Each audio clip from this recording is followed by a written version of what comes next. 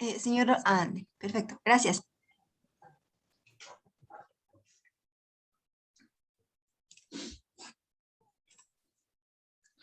Muy buenas tardes.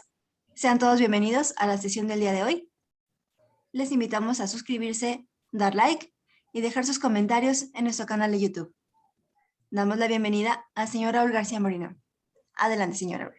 Muchas gracias, Caro. Buenas tardes. A nombre de Berenice Lozano y de la Casa del Viaje, les damos la bienvenida en este recorrido que estamos haciendo por Egipto, su cultura, su historia. Perdón, hoy vamos a ver lo que es el Reino Antiguo y parte de la historia del arte de egipcio, que la vamos a seccionar para no hacer una disertación monótona sobre estos detalles del arte. Vamos a comenzar con este esquema de cómo está organizado, cómo de acuerdo allá a la arqueología moderna está clasificada las eras de Egipto. Esta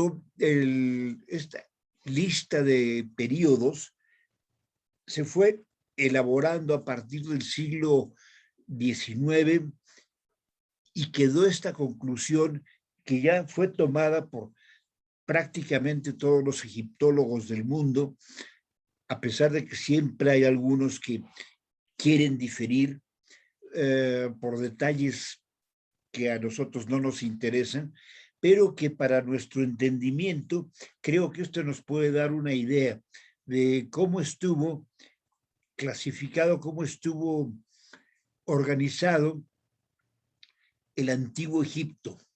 Aquí vamos a ver el Antiguo Egipto hasta el periodo romano. Después, en el periodo romano, la última etapa, bueno, ahorita vamos a eso, vamos en orden. El periodo predinástico, que ya se ha extendido a lo que le llaman la prehistoria de Egipto, que es antes de 5500 antes de Cristo, se han encontrado restos de cerámica, más que cerámica, restos de vasijas de barro,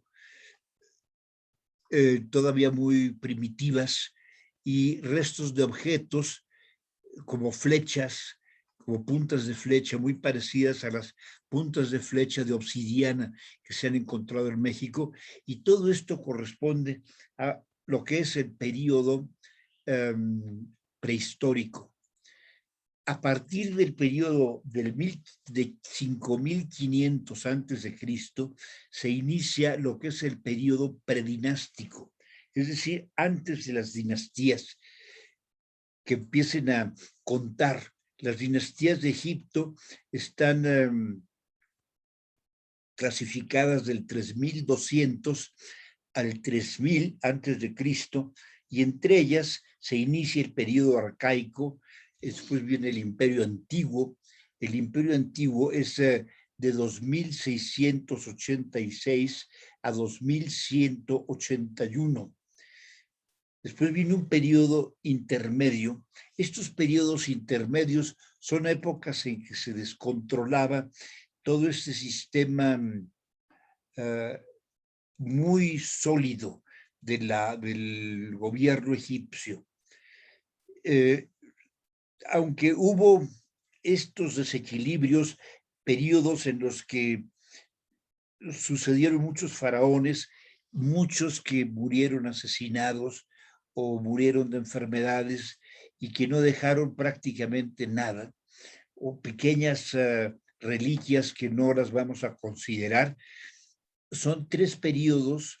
El primero es de 2190, el segundo es de 1800 a 1550 y el tercero es de 1070 a 656 antes de Cristo, donde empiezan El tercer periodo empiezan a haber invasiones asirias y la estructura del gobierno egipcio se fragmenta hasta llegar al periodo tardío, que se inicia con la época de los persas, los emperadores, los faraones persas, que son emperadores persas, como es Darío el Grande, como es Cambises, Jerjes, y finalmente el periodo helenístico, que es fundado a raíz de la muerte de Alejandro Magno. En la parte de Egipto es el imperio tolemaico, los Ptolomeos, que todos llevan el nombre de Ptolomeo. Hay una faraona que es Berenice, como nuestra directora. Bueno, de una vez mencionando este punto, también hay un puerto en el Mar Rojo, que era un puerto que viene desde la época helenística. De hecho, viene desde antes, pero en la época helenística, es decir, allá por el 300 de nuestra era, antes de Cristo, perdón, este puerto en el Mar Rojo se llamaba Berenice Troglodítica. Este nombre, pues un poco ruidoso y desagradable, se refiere simplemente a el nombre del puerto, donde todavía hay muchas habitaciones, muchas viviendas en cuevas o en cuevas artificiales talladas en las rocas de la montaña. Todavía quedan los restos de este puerto, y finalmente llega el periodo romano, que se inicia con la muerte de Cleopatra.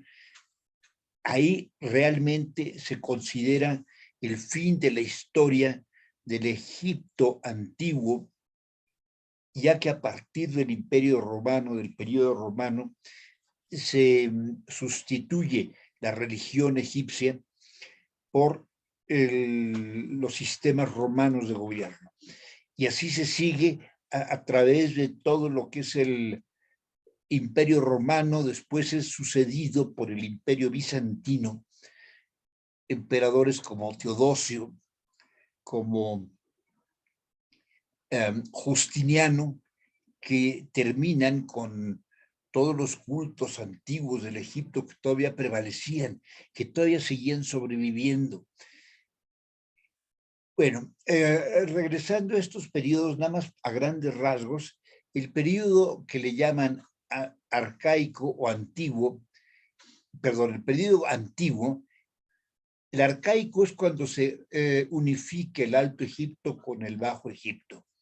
Es decir, el Nilo desde pues, cerca del delta es lo que le llaman el Bajo Egipto, lo que actualmente conocemos como el delta Cairo, y un poco más al sur. Después viene el Alto Nilo o el Alto Egipto, cuya capital más importante fue Tebas, y que se extiende hasta la mitad del camino hacia Abu Simbel. Toda la región de Abu Simbel y de Asuán le llaman la Nubia. En fin, no me voy a meter demasiado en esto porque nada más los voy a confundir. No es tan complicada esta historia. Por lo menos les puedo decir esto. En el periodo antiguo, el imperio antiguo, es cuando se construyen las pirámides y surge el esplendor de la ciudad de Memphis. Es toda una época menfita, con las pirámides de Saqqara, las grandes pirámides, las famosas pirámides de Giza. Después viene en el Imperio Medio, hay algunas ruinas, reliquias Sin embargo, no hay un legado importante en este Imperio Medio. Es en el Imperio Medio cuando Egipto alcanza el mayor esplendor, tanto cultural como político, y es la época de los grandes faraones. Concretamente, en la dinastía 18, que es esta época maravillosa de emperadores como Amenofis III, como Tutmosis III, como Akenatón, como Hatshepsut, la emperatriz, la gran reina de Egipto, que creo que ya lo hemos comentado antes, una de las grandes monarcas de la historia del mundo, una de las grandes reinas, y que durante un tiempo se le trató de denostar. Incluso Tutmosis III, que le sucedió, ella le cedió el trono. Ella fue regente, nada más que se colgó durante 20 años en la regencia. Finalmente le cedió el trono a Tutmosis III y él mandó borrar todos los recuerdos, todos los relieves que había, representaciones de Nefertiti, de Hatshepsut. ¿Por qué ese celo? Lo desconocemos. Sí sabemos que Hatshepsut fue una emperatriz o una faraona muy de mano dura, una emperatriz. No fue cruel. A veces se le ha criticado de crueldad. No, realmente no fue cruel. Y tuvo detalles de generosidad, como el haberle cedido el trono al legítimo sucesor, que era Tutmosis III. Ella lo hizo. El poder parece ser que es envicia, que es adictivo. Entonces ella se quedó más tiempo del debido. Sin embargo, durante ese periodo de Hatshepsut, Egipto se mantuvo muy fuerte, creció de hecho en poderío militar y comercial. Después, con Tutmosis III, Amenofis III, es una época de esplendor en Egipto. Es quizá la época en que más riqueza acumula Egipto. Hay cosechas muy ricas, el pueblo no padece hambres, hay pequeñas conquistas que se hacen de los reinos de la Nubia, es decir, del sur, actualmente el Sudán, y hay rescates, hay botines de metales, de oro, de esclavos, pues muy valiosos que ayudan al progreso del reino. Finalmente, repito, Hatshepsut cede el trono a Tutmosis y continúa este 18ª dinastía con Akenatón, con Tutankamón. Después viene la dinastía 19, que es cuando gobierna, cuando reina el más grande, por lo menos el más célebre de todos los emperadores egipcios, que fue Ramsés II. Ramsés II fue el que más construyó, aunque también Amenofis III, el antecesor de Akenatón, también desarrolló mucha construcción de templos y palacios y sitios funerarios, como es el caso de el templo donde están los colosos de Memnón. En fin, fueron épocas de mucha construcción, de mucho progreso. Hubo paz, hubo riqueza. Después, Ramsés, ya en la dinastía número 19, Ramsés II, es, digamos, la gran estrella de la historia del Imperio Nuevo en Egipto. Posteriormente a esta 19ª dinastía, empieza una especie de estancamiento hasta llegar al año de 1070, en que entre ese desbalance, en que hay muchos faraones que se suceden uno a otro, hay poca estabilidad. Para los egipcios era muy importante la salud y el bienestar del faraón. Recuerden que para los egipcios el faraón era Dios. Entonces había que cuidar a Dios. Esta mentalidad ayudó a que no hubiesen usurpaciones del trono o del pueblo, ni del ejército.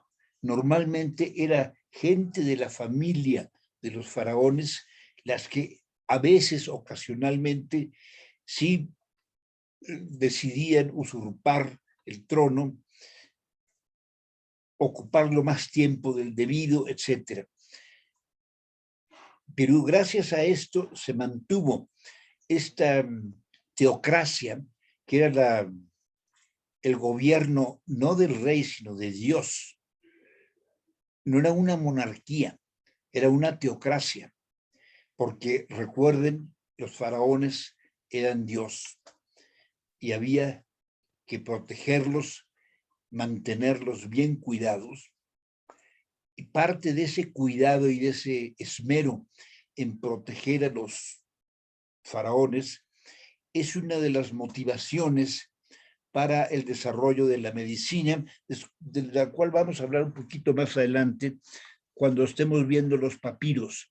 Bueno, no sé si les aclaré un poco o los confundí más, pero este es un cuadro y ustedes lo pueden consultar cuando gusten y sirve para darse una idea de cómo estuvo esos 5.000 años de historia de Egipto, desde el periodo predinástico hasta la época de los romanos. Impresionante. Y durante todo este periodo, el arte tuvo poca evolución. Las normas del arte eran bastante estrictas y los artistas no se suponía que fueran creativos. Al contrario, tenían que ser grandes seguidores fieles de las normas y cánones marcados por la tradición que estaba custodiada por los sacerdotes. Uno de ellos es el estilo, en la forma de representar las figuras. Por ejemplo, el tórax siempre era frontal, la cabeza era de perfil, las piernas eran también de perfil y como dando un paso. Y todos esto lo van a ver siempre. Hay, con la excepción del periodo en que gobernó Akenatón, que fue el faraón hereje, el que abolió toda la cantidad de dioses durante el Imperio Nuevo, durante la mitad más o menos del Imperio Nuevo. Él abolió los dioses y únicamente Atón era el rey.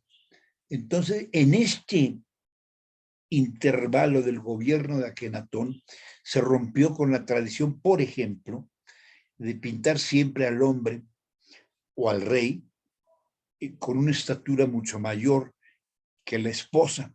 A veces la esposa la ponían muy pequeña, como si fuera un niño, a un lado del faraón. Bueno, aquí tenemos uno de los tesoros más antiguos de Egipto. Es la prenda, la camisa o la blusa de Farcán. Esta blusa es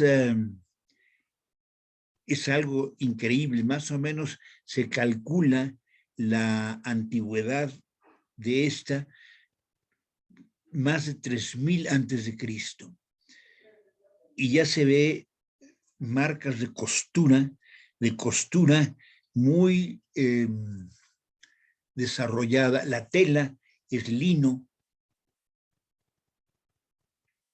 y le han hecho varias pruebas de carbono 14 y sí, más o menos la datación es de 3000 y pico antes de Cristo, como 3200 antes de Cristo.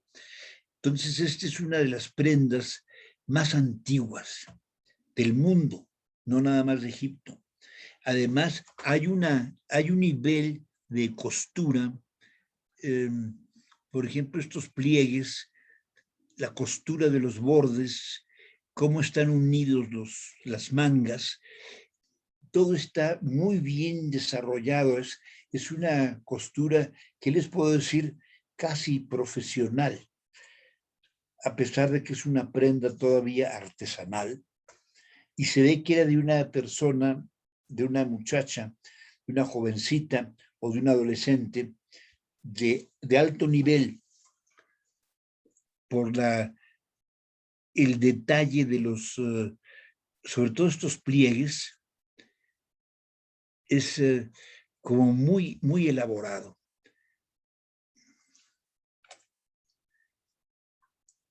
Bueno, aquí tenemos el Bajo Egipto. Aquí está la ciudad de Memphis. A un lado, todo esto está del lado izquierdo del Nilo. El Cairo está del lado derecho, pero el lado izquierdo, recuerden que es el lado de los muertos, que es donde se pone el sol. Donde amanece es el lado de la vida. Y esta es la orilla de la muerte. Por eso todas las grandes tumbas son en el lado izquierdo.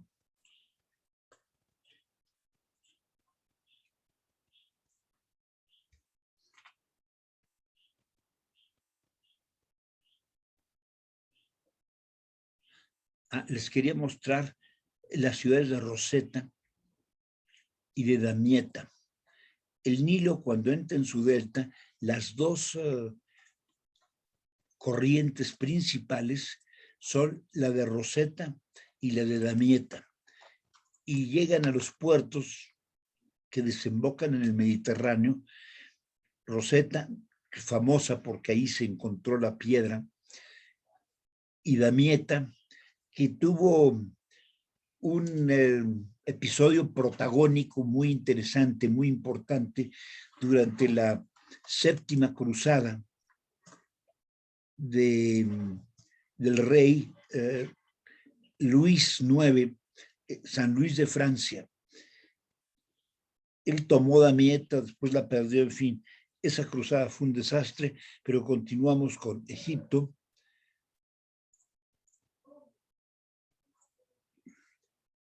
Aquí está el Alto Egipto, y nada más quería que vieran aquí Naqada, esta población cerca de Tebas, porque algunos de los más antiguos hallazgos vienen de esta población.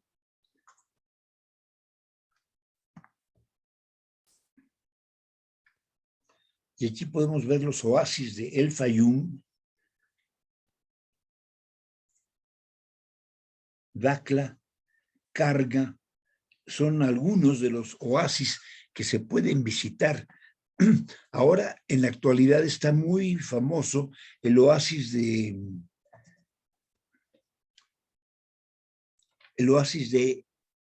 Fayum.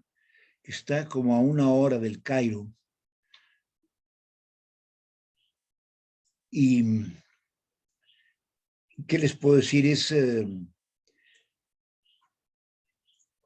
ya mucha gente que toma el tour al oasis de Fayum se decepciona cuando llegan y se encuentran con una ciudad prácticamente moderna, con un tráfico espeluznante.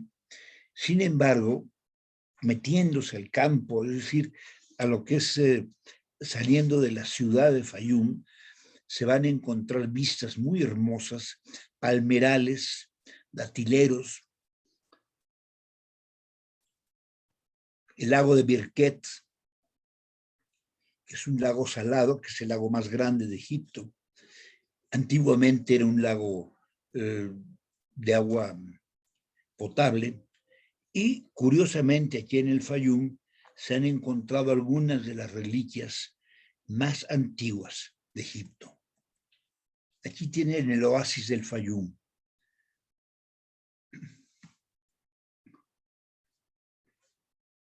Y vean esta reliquia. Es un grupo de piedras, no podemos decir que son dólmenes, pero están acomodados en una forma circular y se calcula que por lo menos son 5,000 a 7,000 antes de Cristo. Todavía vemos las piedras muy burdas. También en el Fayum se han encontrado otras reliquias muy primitivas, como este cuchillo de sílex. Es un puñal ceremonial y esta es una de las piedras más antiguas que ya muestran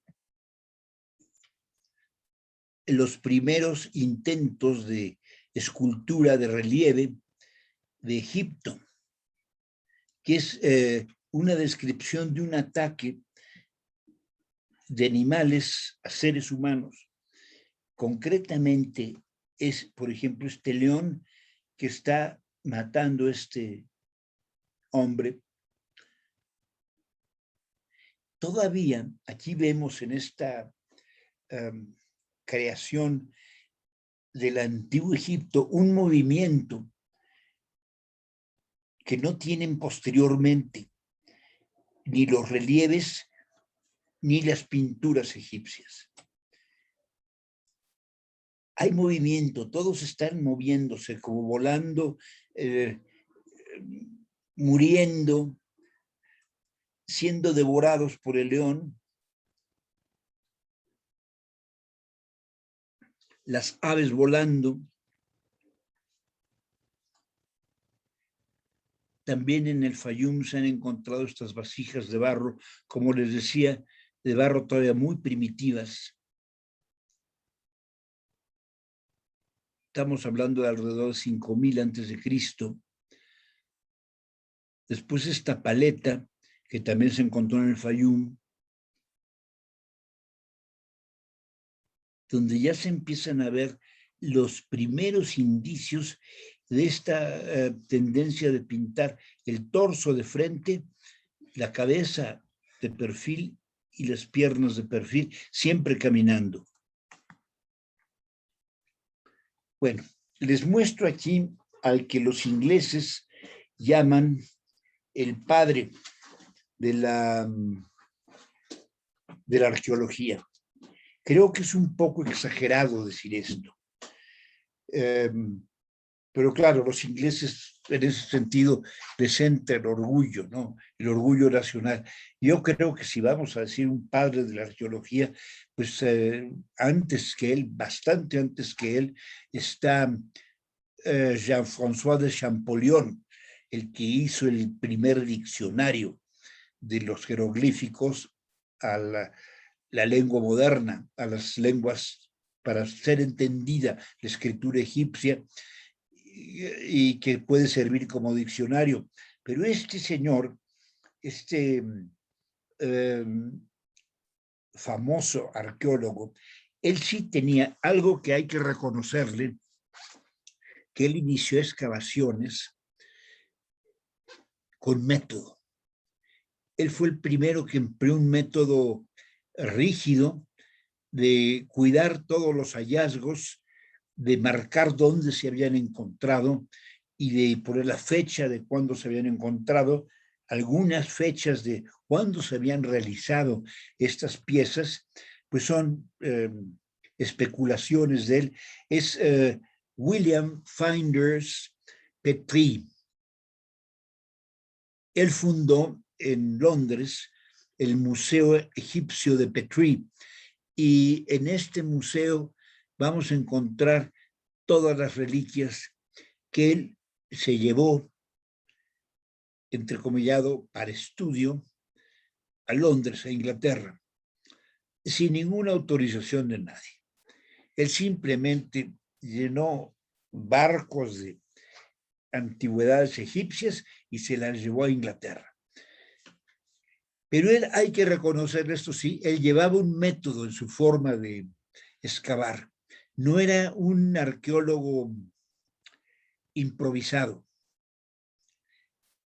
Y él, se lo voy a mencionar de una vez, aunque ya es saliéndonos de la época de lo que son los hallazgos de Fayum, él encontró, fue de los primeros que encontró estas pinturas de momias, es decir, las momias con retratos de la época romana, que actualmente se conocen como las pinturas de Fayum.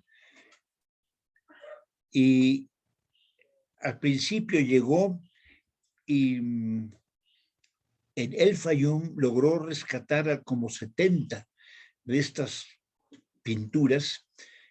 Por supuesto, se las llevaron a Londres. Después regresó por más.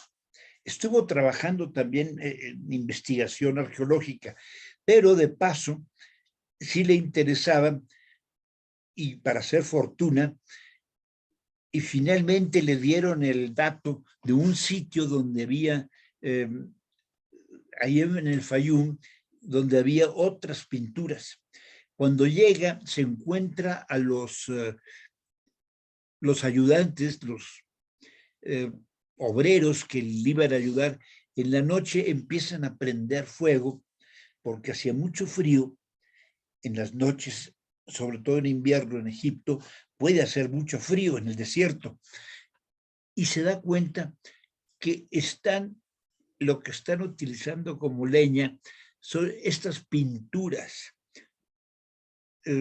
realizadas en madera en la época de los romanos, es decir, hace 2000 años estamos hablando. Él verdaderamente se atacó con esto, logra rescatar alrededor de otras 70 y también se va a Inglaterra y allá las venden. Y en total, en la actualidad, se han encontrado casi 1000 de estas pinturas del Fayum. Y que yo sepa, sí ha de haber en Egipto, pero yo no recuerdo haber visto en el Museo Egipcio, quizá en el nuevo hay algunas pinturas de Fayum que se estén exhibiendo, pero la mayor parte de estas pinturas están repartidas por todos lados de Europa, de Inglaterra, en ciudades como Manchester, en Estados Unidos, en Baltimore, en Washington, en el Metropolitan Museum, hay varias, en Berlín, por supuesto. Es decir, como que alcanzó para repartir por todos lados. Y esto fue parte de un proyecto de este Petrie, de Flinders Petrie, de hacer fortuna. Además de dedicarse a la investigación, hizo una buena fortuna con estas pinturas, que son una maravilla. Fíjense que la forma como las hacían en Egipto, ya en la época post-tolemaica, ya en la época romana, porque casi todas datan, muy pocas, que yo sepa ninguna, es de antes de Cristo, pero las primeras son de épocas de emperadores como Adriano, Trajano. Ahí se hicieron muchas, muchos nobles y familias romanas en determinado momento, a determinada edad, hacían su pintura, les hacían su retrato. Se cree que muchos de estos retratos eran hechos por el mismo pintor, que era un gran retratista y que les da siempre, es el mismo estilo. Esos ojos muy grandes, los labios casi todos son iguales. Encontramos algunos retratos como el de esta mujer, muy bella, ¿no? Adornada con esta diadema de oro, estas pendientes con perlas, este collar de 3 hilos y una piedra color púrpura, va a ser una amatista, que el color púrpura indica la nobleza, ¿no? Esta otra, esta está en el Louvre y esta se llama la europea.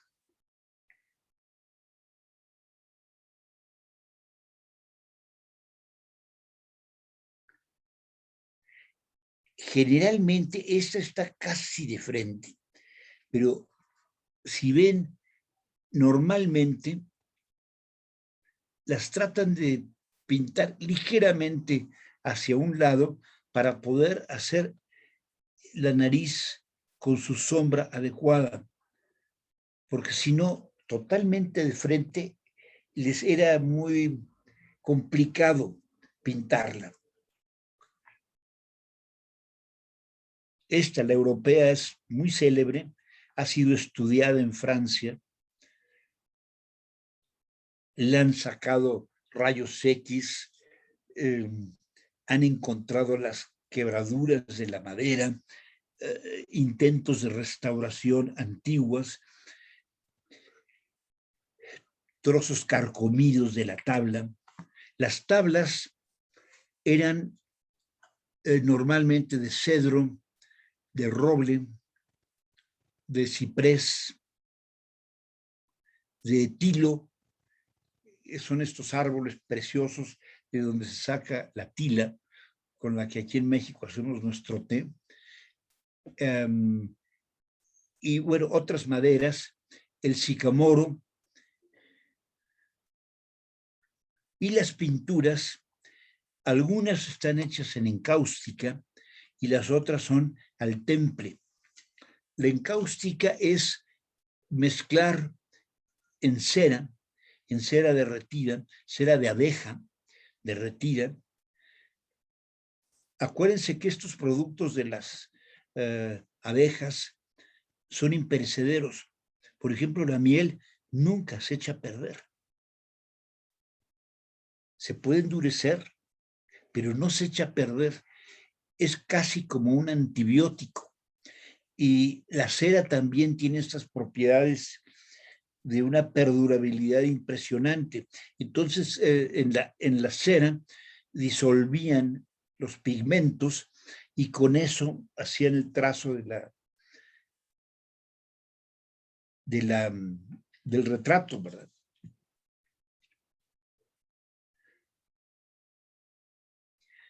Y estos, aquí podemos ver cómo están, entre comillas, enmarcados. Si están rodeados por una serie de cintas de tela, vean esto. Estas son cintas de ya sea algodón o lino, que eran lo que utilizaban para cubrir a las momias. Entonces, se hacían a determinada edad su retrato y ya lo tenían listo para que cuando muriesen podían ver cómo habían sido de jóvenes. ¿Por qué hacían esto? No se sabe. Una especulación era que para mantener siguiendo la tradición egipcia, para mantener la imagen, la identidad de un hombre en su retrato, cuando fuera al más allá, se llevara también su retrato, su identidad, porque, digamos, ese era uno de los principios de la momificación.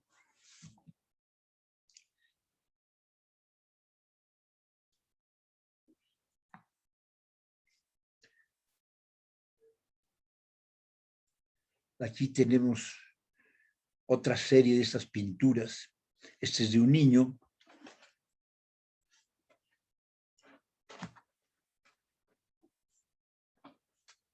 Yo me imagino, esto no lo sé, que estas pinturas de niños eran realizadas una vez muerto el niño, porque no se sabe cuándo se iban a morir.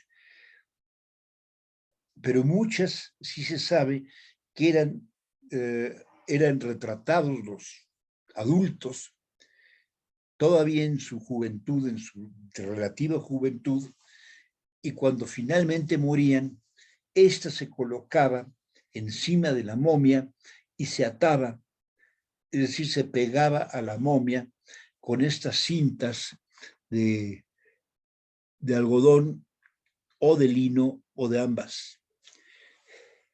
Estas fueron las primeras tumbas.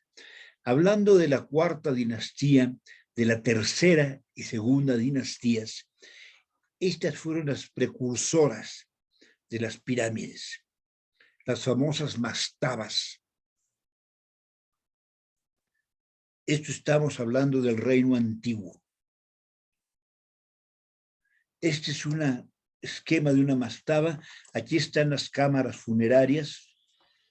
Después viene esta estructura en la parte alta con estos respiraderos y explorando una de estas mastabas, ahora les platico, aquí tienen la pirámide de Saqqara, la pirámide de Zoser, que se dice que es la más antigua pirámide y que de hecho es una sucesión de mastabas, cada una de estas pisos, ¿verdad? Es una mastaba. Aquí están ruinas de Memphis. Y yo siento que en un viaje a Egipto es muy importante ir a esta región de Saqqara. Es el primer Egipto. Aquí tenemos Memphis.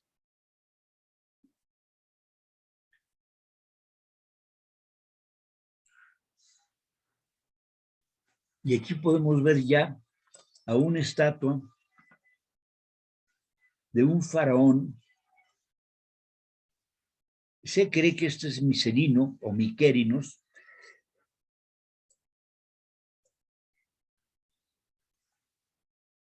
Y ya tiene las proporciones, la forma y el estilo que se va a utilizar en los próximos 3000 años. No va a haber realmente evolución en el arte egipcio. Aquí tenemos una de las esfinges más antiguas.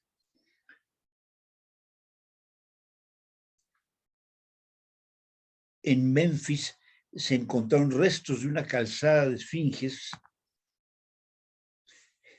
y uno de los pioneros que trabajó en Memphis y que hizo descubrimientos notables fue este francés llamado Auguste Mariette. Augusto Mariette.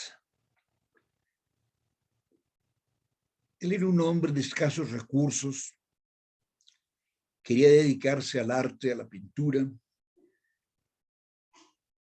Después logró que lo enviaran prácticamente sin sueldo a Egipto, donde hizo su vida. Y se dedicó a explorar. El mismo Petrie, William Flinders Petrie, reconoció el mérito de este hombre. Él fue uno de los verdaderos precursores, junto con Petrie, de la egiptología. Aquí tienen una de las pirámides. Esta es la pirámide de, espérenme un segundo, de Snefru. Para darles una idea, son más de 100 metros de lado y de altura son como 100, 1 metro. Bueno, Mariette estuvo trabajando tanto en la zona del Fayum como en Saqqara. Ahí descubrió en una de las mastabas este relieve, el relieve de las ocas, que no es un relieve, de hecho es el panel de las ocas. Estamos hablando de 3000 antes de Cristo. Eso, en otras palabras, 6000 años. Ya nada más, qué maravilla de pintura.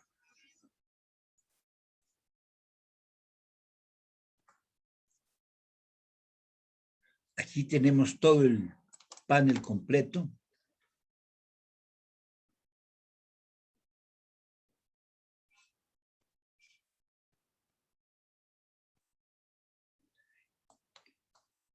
Y hay otras pinturas donde se ven patos y diferencian los patos de las ocas porque estas plumas que están aquí en la cola están juntas.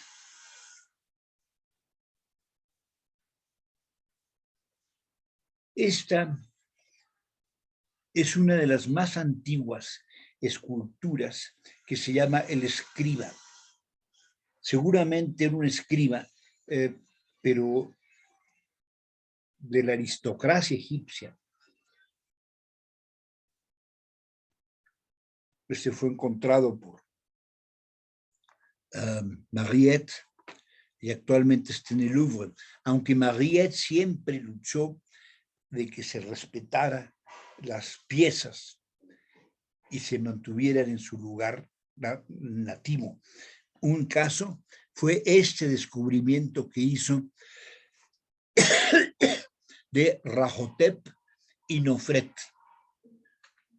Rahotep era sobrino o hijo del emperador Keops, el de la Gran Pirámide, y ella es su esposa. Él está pintado de un color apiñonado, es decir, es moreno, siempre se pintaba al hombre de este color y a la mujer blanca.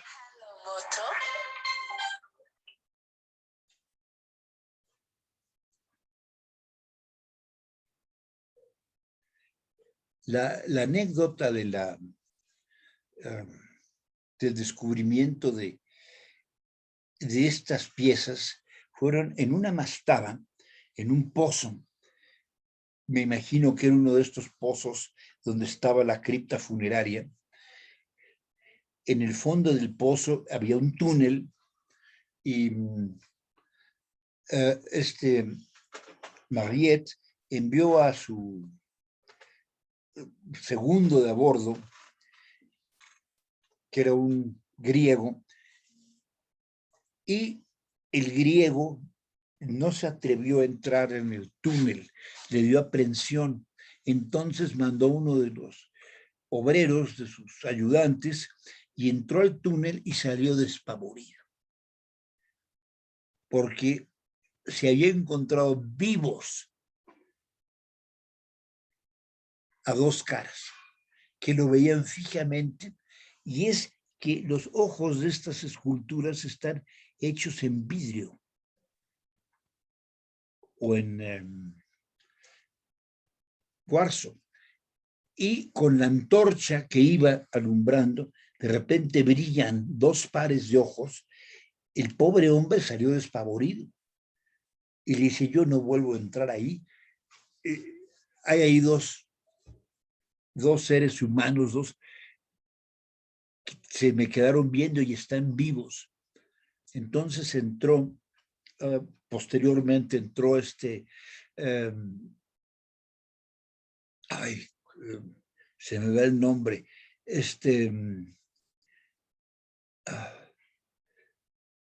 Mariette entró y ya se dio cuenta que pues, era el brillo que se reflejaba de los ojos. Rescató estas 2 estatuas que son más o menos tamaño natural, y actualmente se encuentra en el Museo Egipcio. Hubo quienes le criticaron a Mariette dejarlas en Egipto. Afortunadamente ahí siguen, en el museo, intactas, muy bien cuidadas. Aquí tienen la cara de Rahotep. Si lo vemos, podría ser un cantante de trío mexicano. Y estos son esos ojos que vio brillar, que están hechos de cuarzo. Y aquí está Nofret, la esposa de Rahotep. Y aquí podemos ver que está vestida con una tela muy casi transparente que marca la figura, el pecho de la mujer. Los egipcios siempre había una sensualidad en sus esculturas y en su conducta. Les gustaba la danza, les gustaba la música, amaban la música y les gustaba el vino. Es más, hay quienes afirman que el vino se inventó en Egipto, lo cual los georgianos se indignan ante esta afirmación, porque los georgianos han encontrado unas vasijas de barro muy grandes con restos, si se ha visto en los análisis que se hacen, restos de uva, es decir, de jugo de uva de vino, y que datan de 5 o 6 mil años antes de Cristo. Pero en Egipto también se cultivó mucho la vid y se cultivó mucho la cebada para hacer cerveza. También la hacían con trigo. A ellos se atribuye la invención de la cerveza. Aquí tenemos un relieve donde están unos esclavos llevando comida, y esto data del reino antiguo. Bueno, esto es lo clásico del reino de la cuarta dinastía. Se supone que la esfinge es anterior a la cuarta dinastía. Y aquí está la pirámide de Keops, la gran pirámide.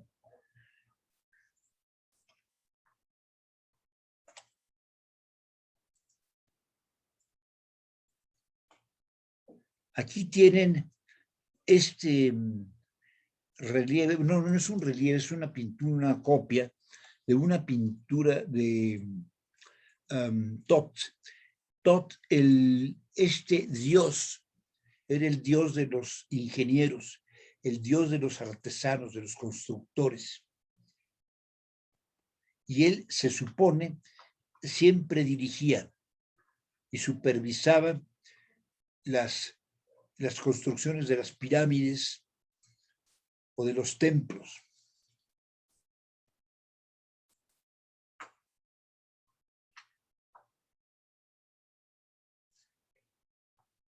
Él es hijo de Sekhmet, esta diosa. Aquí tienen el disco solar.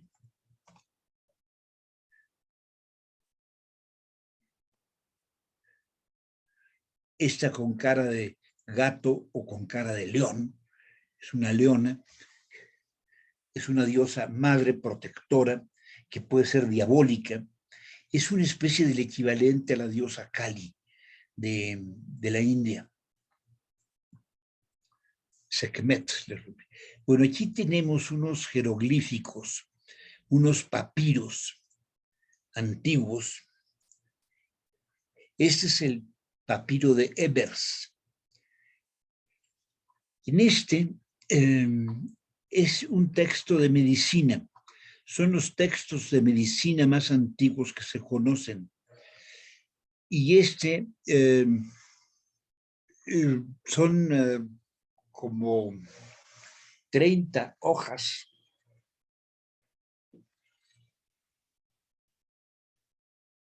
y describen los tratamientos, y se ha podido ver, se ha podido encontrar que la medicina en Egipto era muy avanzada. No era una medicina del todo científica. Todo se atribuía, las enfermedades se atribuían a maldiciones, a desacuerdos con los dioses. Entonces había que tratarlas de una forma religiosa, no tanto médica, pero sí se utilizaban muchos remedios. Por ejemplo, practicaban, este es uno de los textos más antiguos de gastroenterología. Y en él se habla de tratamientos. A los médicos se les llamaba los guardianes de la salud. Y normalmente el faraón tenía siempre varios de cada parte del cuerpo.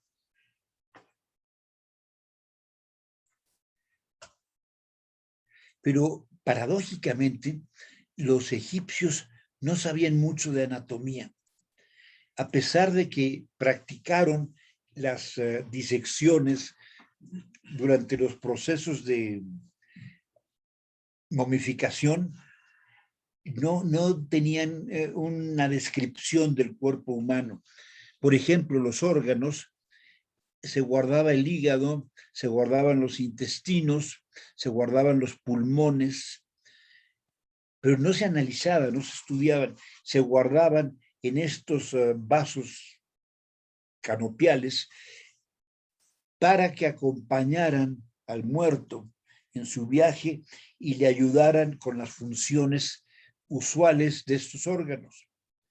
Pero muchas sí las sospechaban, pero los guardaban, les ponían algún ungüento, algún bálsamo, y los guardaban en estos vasos.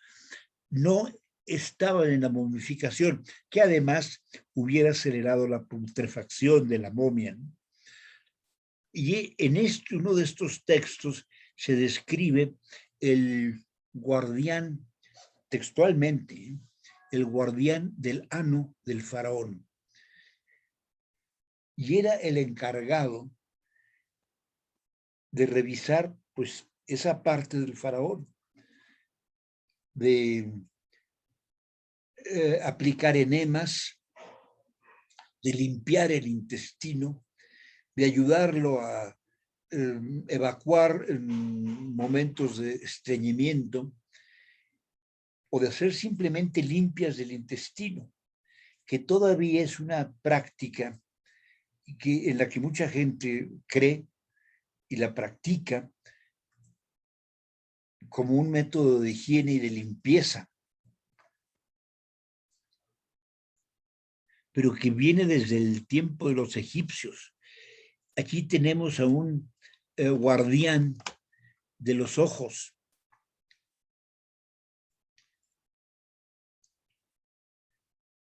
Se cree que los egipcios ya tenían la curación de las cataratas. Esta es una pugna que traen entre los hindúes y los egipcios de quién fue primero. Miren, realmente no importa, pero ese es un avance extraordinario. Este es otro de los textos médicos. Este se le llama el papiro de Smith. Y aquí dice, Medical Papyrus, pages 1, 2. Pero son más páginas. Y aquí tenemos al faraón Amenemhet del Imperio Medio, que fue el emperador más célebre de este imperio, o del Reino Medio. Acuérdense, el Reino Antiguo es 3000 antes de Cristo. 2500, hay un periodo intermedio como de 100 años, y después viene el Imperio Medio, que dura poco tiempo, y finalmente otro periodo intermedio, y viene el Reino Nuevo, que es donde están las gloriosas dinastías 19, 18 y 19, con los más célebres emperadores de la historia egipcia. Bueno, continuaremos en la próxima semana viendo más en detalle los imperios medios nuevos y dándoles otros detalles del arte egipcio para mezclar un poco los temas y no caer en la monotonía.